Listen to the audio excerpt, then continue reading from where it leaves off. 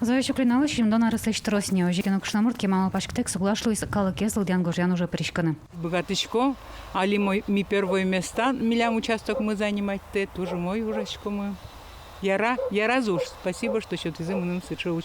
А я мне сын помещки шкод, верашкод, туш шум подца, куда гез маке верам зыно поте, куда гез юан носето.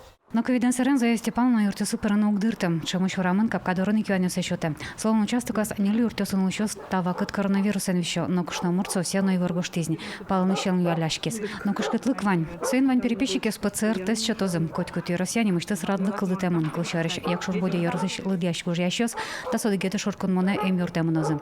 Но швещуны куцкемё страховой кондон баштаны богатозым. Есть разовые суммы, которые выплачиваются при заболевании. Но такая сумма составляет, по-моему, 14 тысяч.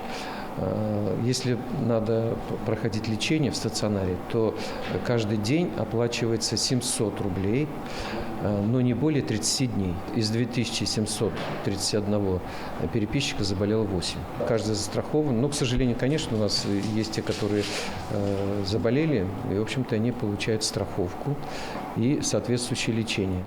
Удмурстатым валактизы котькут вещону чурья с керонорчутом шаряло Ваньку сапожа мадямёсты. Инструкции, конечно, есть, но мы все-таки стараемся информировать население о том, чтобы перепись проходила бесконтактно, то есть общаться на расстоянии, по возможности переписаться через государственные услуги,